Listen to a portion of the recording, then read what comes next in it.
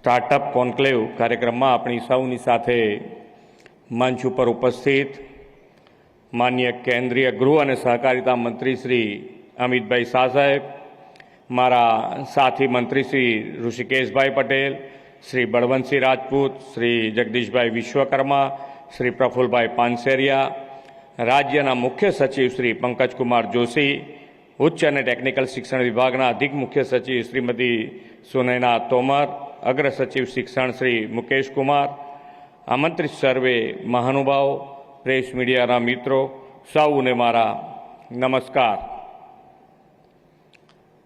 આદ્ય શક્તિની ભક્તિનું પર્વ એટલે નવરાત્રિ, અને નવરાત્રિની આપ સૌને ખૂબ ખૂબ શુભેચ્છાઓ.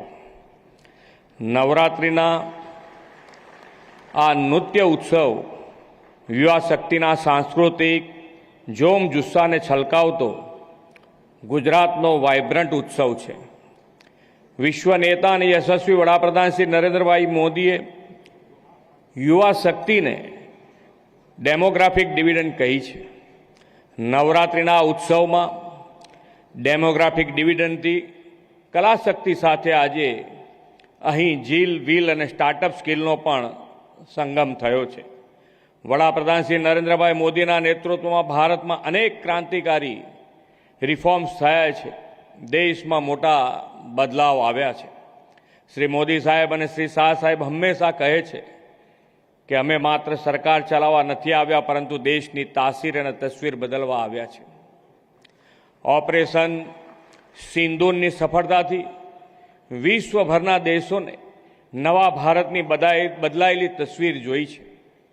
આજે સૌ યુવા શક્તિનું જોમ વધારવા ખાસ ઉપસ્થિત રહેલા આદરણીય ગૃહમંત્રી શ્રી અમિતભાઈના માર્ગદર્શનમાં દેશની સેના અને સીમા બે વધુ મજબૂત બની છે. તે પણ દેશની બદલાયેલી તસવીરનું ઉદાહરણ છે. બદલાતા અને વિકસતા ભારતનું વધુ એક ઉદાહરણ વડાપ્રધાનશ્રીના દિશા દર્શનમાં થયેલા નેક્સ્ટ જેન જીએસટી રિફોર્મ્સ દેશભરમાં નોરતાથી લાગુ થવાથી નવરાત્રિ બચત ઉત્સવ પણ બન્યો છે. વડાપ્રધાનશ્રીએ આપણી ડેમોક્રેસી, ડેમોગ્રાફી અને સ્કિલ વર્કફોર્સના મહત્તમ ઉપયોગથી દેશને ગ્લોબલ મેન્યુફેક્ચરિંગ હબ બનાવવા make in India made for the વર્લ્ડનું વિઝન આપ્યું છે.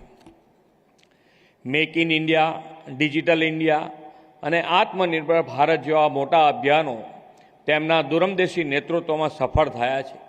તેના કારણે ઇન્ડસ્ટ્રીઝ, ઇકોનોમી અને સ્ટાર્ટઅપ્સ સહિતના સેક્ટર્સને વેગ મળ્યો છે. ડિફેન્સ સેક્ટરમાં મેક ઇન ઇન્ડિયા પ્રોડક્ટ્સ અંતર્ગત ભારતમાં બનેલા શસ્ત્રો અને સબ સિસ્ટમ સહિતની વસ્તુઓ ગયા વર્ષે 80 દેશમાં નિકાસ થઈ છે. એક સમયે રમકડા ઉદ્યોગ ઇમ્પોર્ટ પર નિર્ભરિત હતો. વડાપ્રધાનશ્રીએ મન કી બાતમાં સ્વદેશી રમકડાને પ્રોત્સાહન આપવાની હાકલ કરી અને તેના પરિણામે દેશના રમકડા ઉદ્યોગ હવે વૈશ્વિક બજારમાં ચમકી રહ્યો છે અને 153 દેશોમાં રમકડા એક્સપોર્ટ થાય છે. યુપીઆઈથી ડિજિટલ ટ્રાન્ઝેક્શનમાં પણ ભારત અગ્રેસર છે. આજે નાના નાના ધંધા રોજગાર કરતી વ્યક્તિ પણ યુપીઆઈથી ડિજિટલ ટ્રાન્ઝેક્શન કરે છે. ભારત આજે ગ્લોબલ સ્ટાર્ટઅપ સ્પેસમાં એક નવી આશા તરીકે ઉભર્યું છે. તેની પાછળ આદરણીય વડાપ્રધાનશ્રીનું આગવું વિઝન રહેલું છે. આ વિઝનને પરિણામે જ ભારત વિશ્વની સૌથી મોટી ત્રીજી સ્ટાર્ટઅપ ઇકોસિસ્ટમ બન્યું છે. આજે દેશના દરેક યુવાનોને વિશ્વાસ છે, મોદી હૈ તો મુમકિન હૈ. આપણે સ્ટાર્ટઅપ કોન્ક્લેવમાં સ્ટાર્ટઅપ ઇકોસિસ્ટમને વધુ વેગ મળે અને નવા સ્ટાર્ટઅપ માટે પ્રોગ્રેસિવ પાથ માટેની ચર્ચા કરવા આજે અહીંયા એકત્રિત થયા છે. 11 વર્ષ પહેલાં દેશમાં સ્ટાર્ટઅપનું કોઈ નામ લેતું નહોતું. આવી સ્ટાર્ટઅપ મીટના આયોજનનો વિચાર કરવો તો શક્ય જ નહોતો. શ્રી નરેન્દ્રભાઈ અને અમિતભાઈના નેતૃત્વમાં હવે ઇનોવેશન અને સ્ટાર્ટઅપ કલ્ચરનો ટ્રેન્ડ સતત વધી રહ્યો છે. એ આ વિશાળ સંખ્યામાં ઉપસ્થિત યુવા સાહસિકોને જોઈને કહી શકાય છે. મોદી સાહેબે યુવા શક્તિ પર ભરોસો મૂકીને દેશમાં સ્ટાર્ટઅપ ઇકોસિસ્ટમનું નિર્માણ કરવા અનેક પગલાં ભર્યા છે.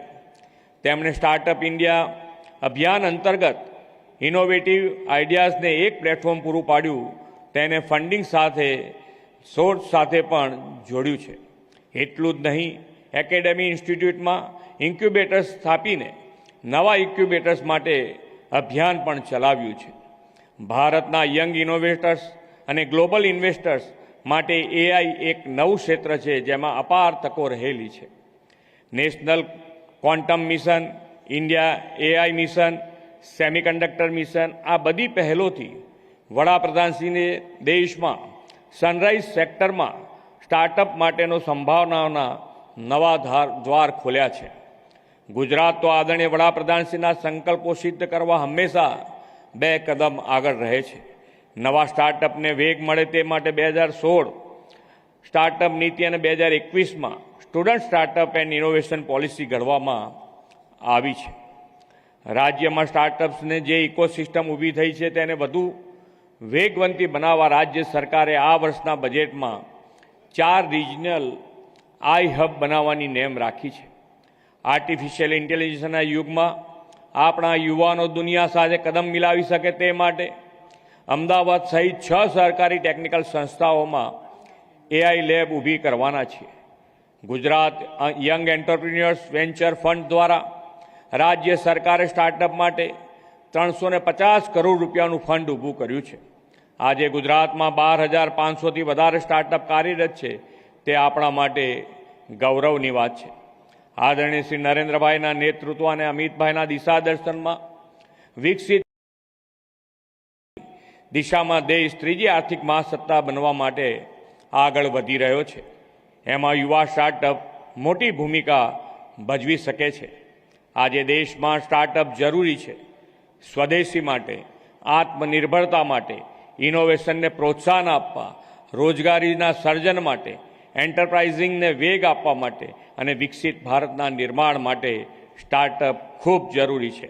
આ સ્ટાર્ટઅપ કોન્ક્લેવમાં થનારું સામૂહિક મંથન ચિંતન અને આદરણીય શ્રી શાહ સાહેબનું માર્ગદર્શન વિકસિત અને આત્મનિર્ભર ભારત માટે દિશાદર્શક બનશે. આપણા સ્ટાર્ટઅપ્સ સ્વદેશી ટેકનોલોજી, સ્વદેશી R&D અને સ્વદેશી ઉત્પાદનોથી ભવિષ્યમાં vocal for local, local for global unicorn startup બનશે એવા વિશ્વાસ સાથે વિરમું છું. ભારત માતા કી જય. વંદે માતરમ. જય જય ગરવી ગુજરાત.